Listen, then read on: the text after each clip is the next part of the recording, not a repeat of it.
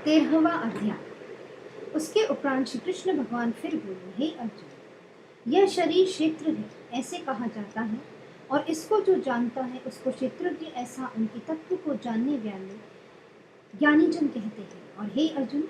तू सब क्षेत्रों में क्षेत्रज्ञ अर्थात जीवात्मा भी मेरे को ही जाने, और क्षेत्र क्षेत्रज्ञ का अर्थात विकार सहित प्रकृति का और पुरुष का जो तत्व से जानना है वह ज्ञान है, ऐसा मेरा मत है। इसलिए वह क्षेत्र जो है और जैसा है तथा जिन विकारों वाला है और जिस कारण से जो हुआ है, तथा वह क्षेत्रज्ञ भी जो है और जिस प्रभाव वाला है, वह सब संक्षेप में मेरे से सुन। यह क्षेत्र और क्षेत्रज्ञ का तत्व ऋषियों द्वारा बहुत प्रकार से कहा गया है अर्थात समझाया गया है, और नाना प्रकार के वेद मंत्रों से विभाग पूर्वक कहा गया है, तथा अच्छी प्रकार निश्चय किए हुए युक्ति युक्त ब्रह्म सूत्र के पदों द्वारा भी वैसे ही कहा गया है। हे अर्जुन, वही मैं तेरे लिए कहता हूँ कि 5 महाभूत अर्थात आकाश, वायु, अग्नि, जल और पृथ्वी का सूक्ष्म भाव, अहंकार, बुद्धि और मूल प्रकृति अर्थात त्रिगुणमयी माया भी, तथा इस इंद्रियों अर्थात श्रोत्र, त्वचा, नेत्र, रसना और घ्राण एवं वाक, हस्त, पाद, उपस्थ और गुदा, एक मन और 5 इंद्रियों के विषय अर्थात शब्द, स्पर्श, रूप, रस और गंध, तथा इच्छा, द्वेष, सुख, दुख और स्थूल देह का पिंड एवं चेतनता और गृति, इस प्रकार यह क्षेत्र विकारों के सहित संक्षेप से कहा गया है। हे अर्जुन, श्रेष्ठता के अभिमान का अभाव, दंभाचरण का अभाव, प्राणी मात्र को किसी प्रकार भी न सताना और क्षमा भाव तथा मन वाणी की सरलता, श्रद्धा भक्ति सहित गुरु की सेवा, बाहर भीतर की शुद्धि, अंतःकरण की स्थिरता, मन और इंद्रियों सहित शरीर का निग्रह, इस लोक और परलोक के संपूर्ण भोगों में आसक्ति का अभाव और अहंकार का भी अभाव एवं जन्म, मृत्यु, जरा और रोग आदि में दुख दोषों का बारंबार विचार करना, पुत्र, स्त्री, घर और धनादि में आसक्ति का अभाव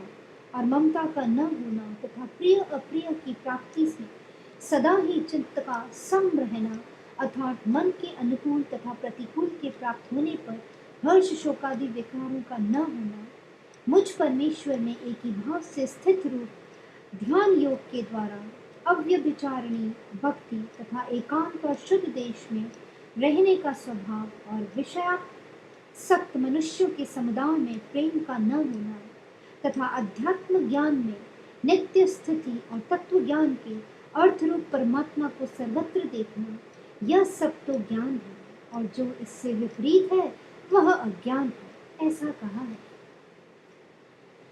हे अर्जुन, जो जानने के योग्य है तथा जिसको जानकर मनुष्य परमानंद को प्राप्त होता है, उसको अच्छे प्रकार कहूँगा। वह आदि रहित परम ब्रह्मा अकथनीय होने से न सत कहा जाता है और न असत ही कहा जाता है, परंतु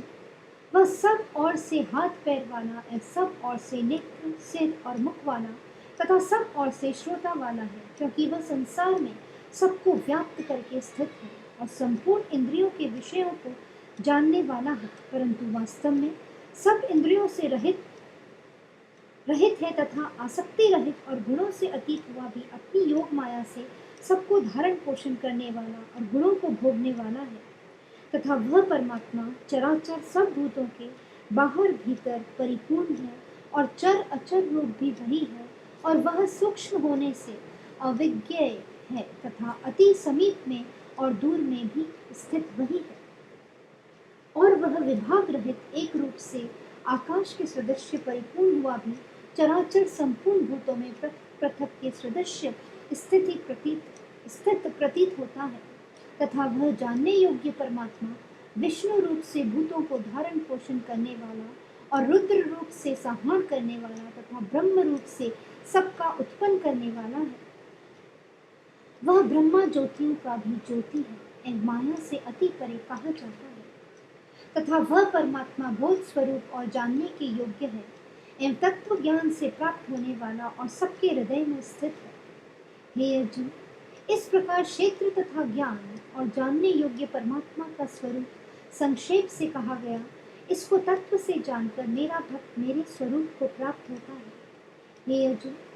प्रकृति अर्थात त्रिगुणमय मेरी माया और जीवात्मा अर्थात क्षेत्रज्ञ,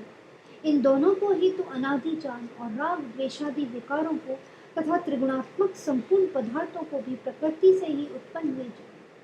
क्योंकि कार्य और करण के उत्पन्न करने में हेतु प्रकृति कही जाती है और जीवात्मा सुख दुखों के भोक्तापन में अर्थात भोगने में हेतु कहा जाता है।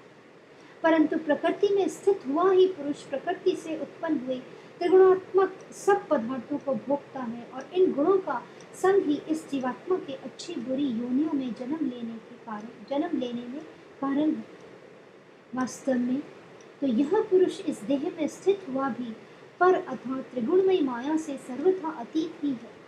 केवल साक्षी होने से, उपदृष्टा और यथार्थ संपत्ति देने वाला होने से, अनुमंता एवं सबको धारण करने वाला होने से, भर्ता जीव रूप से भोक्ता तथा ब्रह्मादिकों का भी स्वामी होने से, महेश्वर और शुद्ध सच्चिदानंद घन होने से परमात्मा ऐसा कहा गया है। इस प्रकार पुरुष को और गुणों के सहित प्रकृति को जो मनुष्य तत्व से जानता है वह सब प्रकार से बढ़ता हुआ भी फिर नहीं जन्मता है अर्थात पुनर्जन्म को नहीं प्राप्त होता है। हे अर्जुन, उस परम पुरुष परमात्मा को कितने ही मनुष्य तो शुद्ध हुई सूक्ष्म बुद्धि से ध्यान के द्वारा हृदय में देखते हैं तथा अन्य कितने ही ज्ञान योग के द्वारा देखते हैं और अपर कितने ही निष्काम कर्म योग के द्वारा देखते हैं। परंतु इनसे दूसरे अर्थात जो मंद बुद्धि वाले पुरुष हैं वे स्वयं इस प्रकार न जानते हुए दूसरों से अर्थात तत्व के जानने वाले पुरुषों से सुनकर ही उपासना करते हैं अर्थात उन पुरुषों के कहने के अनुसार ही श्रद्धा सहित तत्पर हुए साधन करते हैं और वे सुनने के परायण हुए पुरुष भी मृत्यु रूप संसार सागर को निस्संदेह तर जाते हैं। हे अर्जुन, यावन मात्र जो कुछ भी स्थावर जंगम वस्तु उत्पन्न होती है उस संपूर्ण को तू क्षेत्र और क्षेत्रज्ञ के संयोग से ही उत्पन्न हुई जान अर्थात प्रकृति और पुरुष के परस्पर के संबंध से ही संपूर्ण जगत की स्थिति है। वास्तव में तो संपूर्ण जगत नाशवान और क्षणभंगुर होने से अनित्य है। इस प्रकार जानकर जो पुरुष नष्ट होते हुए सब चराचर भूतों में नाश रहित परमेश्वर को समभाव से स्थित देखता है वही देखता है,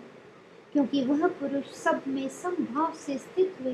परमेश्वर को समान देखता हुआ अपने द्वारा आपको नष्ट नहीं करता है अर्थात शरीर का नाश होने से अपने आत्मा का नाश नहीं मानता है। इससे वह परम गति को प्राप्त होता है। और जो पुरुष संपूर्ण कर्मों को सब प्रकार से प्रकृति से ही किए हुए देखता है अर्थात इस बात को तत्व से समझ लेता है कि प्रकृति से उत्पन्न हुए संपूर्ण गुण ही गुणों में बरतते हैं तथा आत्मा को अकर्ता देखता है वही देखता है। और यह पुरुष जिस काल में भूतों के न्यारे न्यारे भाव को एक परमात्मा के संकल्प के आधार स्थित देखता है तथा उस परमात्मा के संकल्प से ही संपूर्ण भूतों का विस्तार देखता है, उस काल में सच्चिदानंद घन ब्रह्मा को प्राप्त होता है। हे अर्जुन, अनादि होने से और गुणातीत होने से